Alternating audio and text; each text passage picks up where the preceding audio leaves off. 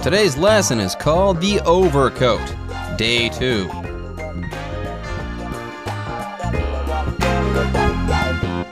Hi everyone, my name is Jeff. And my name is Roger, and today we're going to continue to summarize our featured short story, The Overcoat. This is a short story written a long time ago by Nikolai Gogol, who was writing short stories when he was living in St. Petersburg, Russia.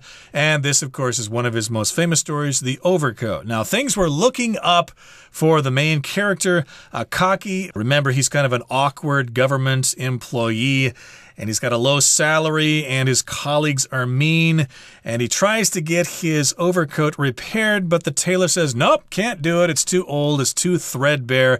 So he decides to be really frugal and save money, and eventually he's able to buy himself a new overcoat, and he becomes a new man. He's transformed, and he has a lot of self-confidence. So, hey, we left off with the story on a good note. There you go. Like I said before, day 1 of our story ended on a positive note, on a good note. Things were looking up for Akaki. Like Roger said before, this guy used to be a meek, awkward civil servant, a member of the government bureaucracy. But then he got that new coat. Remember, he didn't eat dinner for a year so as to have the money for this coat. When he got the coat, he feels great. For once in his life, for the first time in his life, he actually has self-confidence. And because of that, people at his work, they start to respect him. He's a new man. So yeah, that's how our story ended, okay?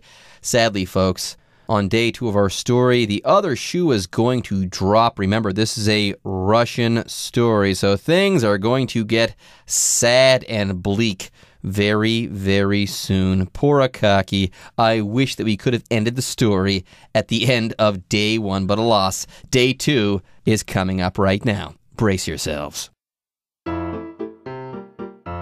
Akaki's boss decides to host a party at his home to honor the new coat. Akaki reluctantly attends and leaves when it's already late. On his way home, he runs into 2 robbers who take his coat, beat him up, and leave him on the ground. 大家好，今天第一个单字我们看到的是 reluctantly。这个字当作副词，代表不情愿的或是勉为其难的意思。例如 The little boy reluctantly gave his sister half of his chocolate cookie. 这个小男孩不情愿地把巧克力饼干分一半给他的妹妹。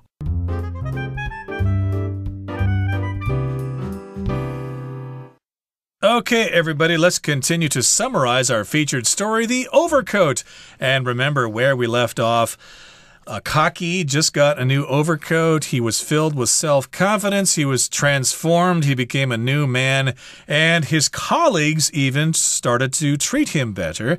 So Akaki's boss decided to host a party at his home to honor the new coat. So even Akaki's boss could see the transformation in Akaki's personality. And Akaki's been a loyal employee for a long time. Remember, he loves his job. So he wants to make Akaki feel good about his new coat.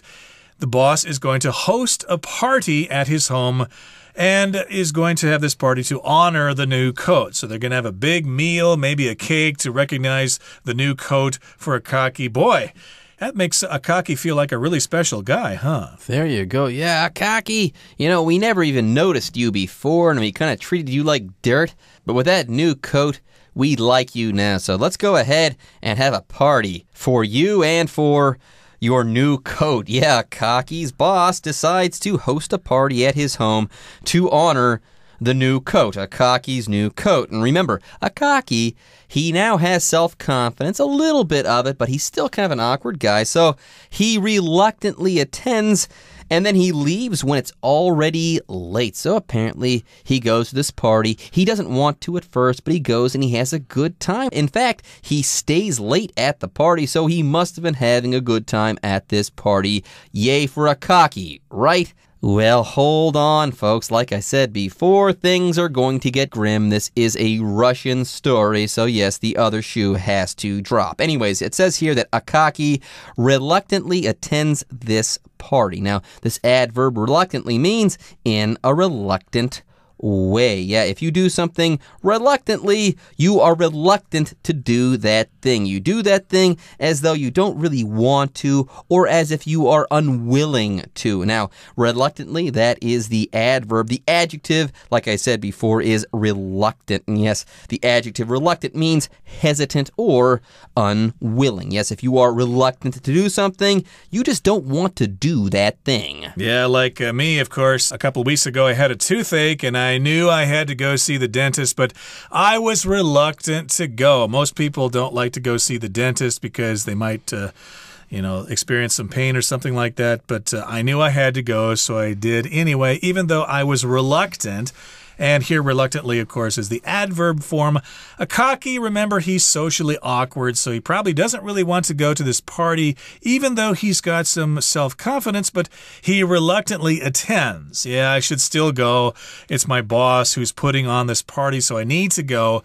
And then he leaves when it's already late. Remember, he likes his job, of course. He probably doesn't want to be late to work the next day, but he has to stay there until it's pretty late, maybe already midnight or 1 or 2 in the morning, and the party's over really late. Most parties last until the wee hours. Anyways, yes, he leaves when it's already late. And yes, on his way home, he runs into 2 robbers who take his coat. Oh, those jerks. They take his coat, they beat him up, and they leave him on the ground. Oh, man. They take the coat of all the things, take his money, take his keys, take his car, but leave the coat alone. That being said, there probably weren't cars back at this time. This was a couple hundred years ago, but still, given how much this coat has changed this guy's life, take anything but leave the coat alone. But these robbers, they're jerks. They take his coat, they beat him up, and then they leave him on the ground. Poor Akaki. I kind of was hoping that he wasn't going to run into trouble, but yes, he did run into trouble in the form of 2 nasty robbers. Anyways, before we take a break here, let's talk about this phrase, to run into somebody or to run into something. Now here, we're not being literal, okay? Akaki didn't start sprinting and then run into these guys while galloping along there on the sidewalks of St. Petersburg in the middle of winter. No, no, no. If you run into somebody, okay, you encounter that person by chance or unexpectedly. So Akaki was walking down the street, minding his own business, but it was late out. So yeah, he unexpectedly ran into these 2 nasty robbers, or he encountered these 2 nasty robbers kind of by mistake. Yep, unfortunately, he came across these 2 robbers. They took his coat, and if that weren't enough, the robbers decided to beat him up, and then they left him on the ground. Let's find out what happens next in our story as his tragedy continues in the next part. Attempting to recover his coat, Akaki goes to the police, but they are unsympathetic and refuse to help. Then, upon the advice of a colleague, he reports the theft to a recently promoted general. However, the general, who likes to verbally abuse people to make himself feel important, yells at Akaki for wasting his time, his words so harsh that the latter nearly faints. Devastated by everything that has happened, Akaki falls ill and dies. In his last hours, he curses the general. Hearing about Akaki's death, the general is struck by guilt over his callous treatment of the poor man. 第二部分我们看到的单字是 unsympathetic， 这个字当作形容词，它有无同情心的或是冷漠无情的意思。所以我们可以说 George is an unsympathetic person. When he sees someone in need, he would ignore them. George 是位没同情心的人，当他看到有人需要帮忙时，他会漠视他们。再来我们看到的单字是 verbally， 这个字当作副词，代表言辞上或是口头的意思。例如Michelle likes to verbally abuse people, so no one wants to talk to her. Michelle 喜欢言语辱骂别人，所以没有人想要跟他说话。接下来我们看到的单字是 harsh， 这个字当作形容词，它有尖酸刻薄或是刺耳难听的意思。例如 Charles 在愤怒之下对他儿子说了一些严厉的话。英文可以这么说 In anger, Charles said some harsh words to his son. 再来我们看到的单字是 curse， 这个字当作动词，它有诅咒或是咒骂的意思，所以我们可以说Matilda silently tried to curse her boyfriend after discovering that he cheated on her. Matilda 发现男友对她不忠后，暗自的咒骂她。接下来我们看到的单字是 guilt， 这个字当作名词，代表罪恶感或是内疚的意思。例如 Marianne 在偷了她朋友的钱后，深感罪恶。英文可以这么说 Marianne felt a lot of guilt after she stole money from her friend.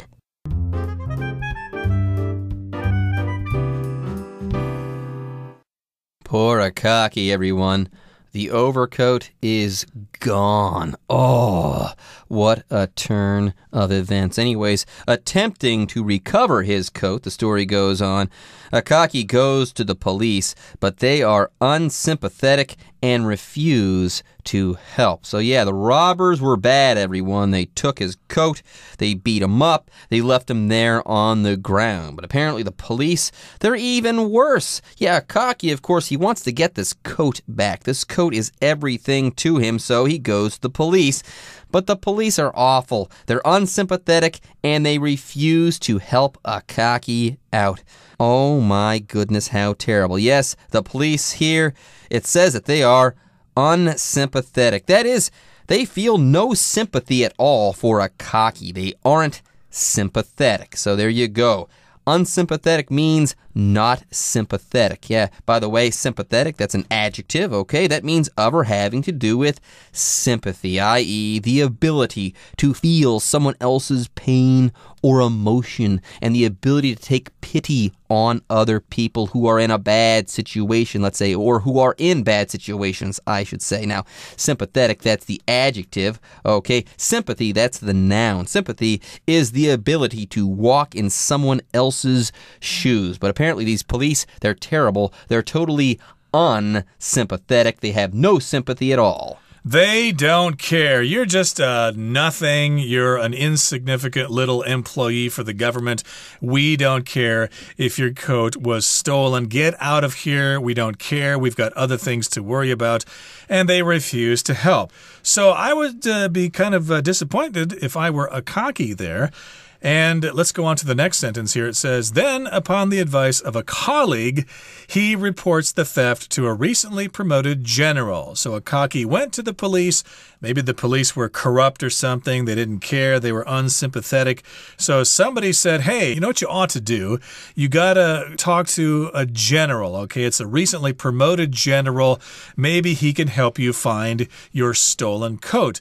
That's upon the advice of a colleague. So when he gets some advice from a coworker, he decides to go report the theft to a recently promoted general. So this officer, I guess, used to be a colonel or something, but now he's been promoted to general, and the colleague seems to think that this new general can help Akaki find his stolen coat. Yeah, I don't believe it for a second. After all, this is a Russian story, so yeah, because the story has to get really grim and fast, the coat has to disappear.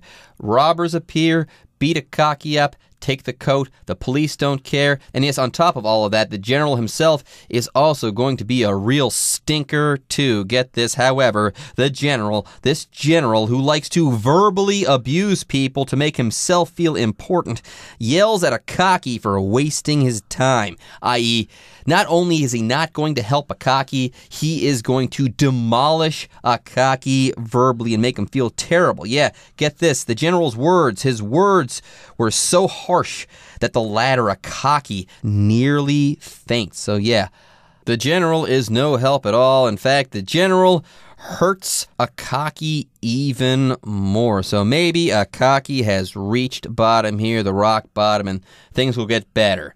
right? No, things won't get better. Remember, this is a Russian story. But before we move any further, we've got a lot to talk about in this sentence. It says here the general likes to verbally abuse people. And yes, his words were so harsh. His words to Akaki were so harsh that the latter nearly faints. So what does this all mean? Now, if you verbally abuse someone, you abuse that person with your voice. Yes, the general verbally abused Akaki. That is, he abused Akaki with his voice, or he screamed at him. Okay, yes, the adverb verbally means in a verbal way. That's the adverb. Verbal, by the way, is the adjective, and that means having to do with words and or speaking. Then we have the verb abuse. The noun form is abuse, but here the general is abusing Akaki. That means the general is really treating Akaki badly. With harsh words. So he uses words that are so harsh, that are so mean, so bad, that the latter, Akaki, nearly faints. He nearly passes out. Devastated by everything that has happened, Akaki falls ill and dies. He's devastated, he's destroyed, he's shocked. He can't believe this is happening to him. So he actually gets sick. He falls ill and then he dies. He passes away. Now, in his last hours, he curses the general. If you curse someone, you say bad things about them. That means you want some kind of supernatural power, I guess, to maybe get revenge on that person. And hearing about Akaki's death, the general is struck by guilt over his callous treatment of the poor man. So the general was mean to Akaki, saying harsh words to him.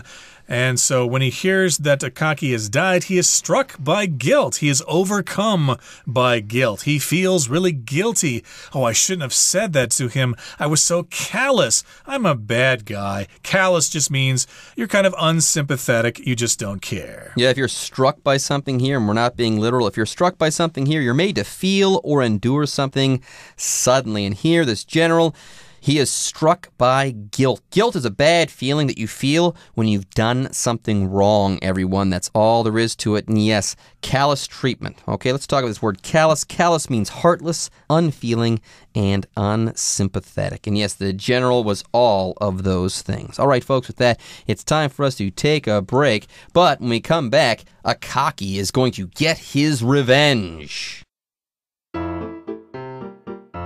The story doesn't end here, though. Soon, reports begin to circulate that a corpse is haunting people in the streets of St. Petersburg and taking their overcoats. The corpse is identified as Akaki's ghost, and the police have a hard time capturing it. One evening, the corpse sets upon the general, frightening him terribly, and takes his overcoat. After that, Akaki's ghost disappears and is never seen again. 第三部分我们看到的单字是 circulate， 这个字当作动词，它有流传、散布或是传递、循环的意思。所以我们可以说 A rumor circulated around the office that annual bonuses were being cut. 办公室流传谣言说年度奖金被删减了。今天最后一个单字我们看到的是 haunt， 这个字当作动词，它有鬼魂等出没或是持续纠缠的意思。例如The ghost of an old sailor haunts the local lighthouse, according to legend. 根据传说，有一个老水手的鬼魂在当地这座灯塔阴魂不散。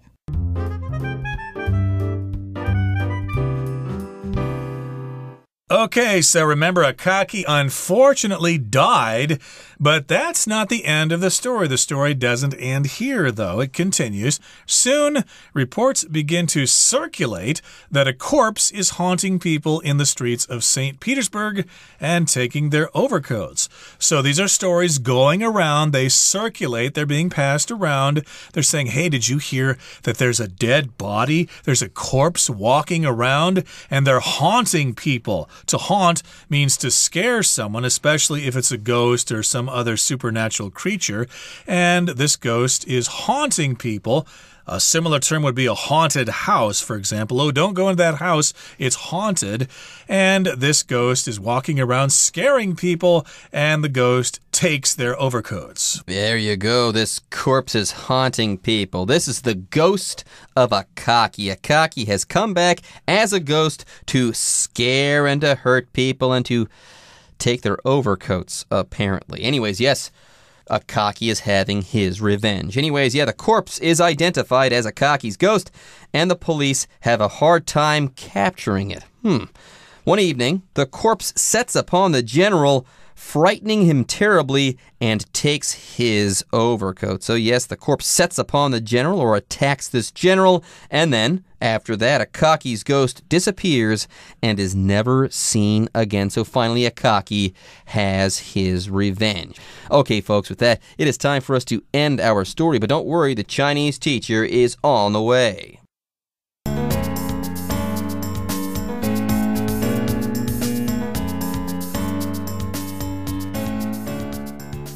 各位同学大家好，我是 Hanny。 那我们来看一下今天的文法重点。课文第二部分有一个句子是 Then, upon the advice of a colleague, he reports the theft to a recently promoted general. 后来一听到同事的建议，他就向最近刚升职的将军举报这个抢案。好，那这边要介绍的句型是on 或者是 upon 加上名词或动名词，然后逗号再加主要子句，这就表示在什么什么之后就立即怎么样，一怎么样就怎么样。好，那这句型里面的 upon 跟 on 后面记得要接名词或动名词。同学们要特别注意的是，如果你要在 upon 或者是 on 后面接动名词，要记得这个动作它的主词必须跟主要子句里面的主词一致。举例来说，Upon smelling the food, I got hungry. 我一闻到食物的味道，肚子就饿了。虽然我们前半句 Upon smelling the food 根本没有看到主词，可是你就会知道闻食物这个动作的主词跟后半句的主词都一样是我，不可能是别人闻到食物然后我饿了，对不对？好，接下来我们来看到第三部分有一个句子The corpse is identified as Akaki's ghost, and the police have a hard time capturing it. 幽灵被认为是阿卡基的鬼魂，那警方一直抓不到他。句子里面的 have a hard time 什么什么就表示做什么事情有困难啊，是难以做到某事，可以用 have a hard time with something 或者是 have a hard time 加上动词 ing 来表达。那其他还有像是 have difficulty 或者是 have trouble, have problems 这些后面也都可以加 with 加上名词，或者是直接接动词 ing 都可以表达相近的意思。例如 They had a hard time making ends meet. 他们要维持生活基本开销是有困难的，难以做到收支平衡。我们说 make ends meet 就是达到收支平衡。好，我们再看到下一句，他说 One evening, the corpse sets upon the general, frightening him terribly, and takes his overcoat. 一天晚上，那个幽灵突然攻击将军，把他吓个半死，并拿走他的外套。好，这个话听起来好像有三个动作诶，攻击将军，把他吓个半死，拿走他的外套。这样一来的话，这三个动词的时态应该要一致啊。可是同学们应该有注意到，课文里面他用的是 frightening，而不是 frightens， 并没有配合它前后那两个动词。这就是因为这一句啊，它其实跟另外两个不一样，它是由非限定用法的关系子句 which frightens him terribly， 然后我们省略了 which， 再把主动的动词 frightens 改成现在分词 frightening 而来的。好，我们刚刚说这句本来是 which frightens him terribly， 那这个 which 就是用来代指前一句 the corpse sets upon the general 来表达说幽灵突然攻击将军这一件事情把将军吓个半死。那另外文中有一个片语叫 set upon， 它就表示袭击啊攻击，后面是可以接人或是事物。那这个片语它还蛮常用被动语态表示的，也就是 somebody 或者是 something be set upon， 像是 the man was set upon by a police dog， 那个男子啊他被一只警犬攻击。好，不应该笑他的。那以上就是今天的重点整理，接着我们来回顾今天的单字吧。Reluctantly. My mom reluctantly agreed to let me go to the party. Unsympathetic. The teacher was unsympathetic to the student's tears at his poor grade. Verbally. I verbally agreed to take the job but have not signed the contract yet. Harsh. The harsh words of her reviewer discouraged Penny from pursuing an acting career. Curse. I must be cursed. I seem to break something every day. Guilt. Mohammed was immediately filled with guilt when he realized that he had hurt his friend. Circulate. Rumors began to circulate that the boss was about to shut down the factory. Haunt. Be careful, a ghost is said to haunt that house.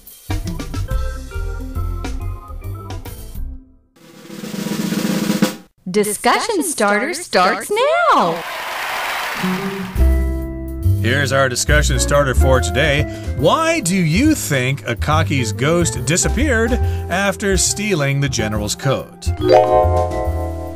I think that the meaning in the story is clear enough. Now, I don't believe in ghosts or anything like that, but I think that Gogol was trying to say that this ghost was, in fact, the ghost of Akaki, and yes, once this ghost had gotten its final revenge, it could rest in peace. So, yeah, that's why Akaki's ghost disappeared after attacking the general and taking that general's coat. Well, I think Akaki stopped haunting the town because he realized that haunting people was not a good thing, and he decided to move on to the next life. Okay, everyone. With that, today's article is now complete. But, as always, we sure hope that you guys have enjoyed reading along with us. Anyways, I'm Jeff. I am Roger. See you next time.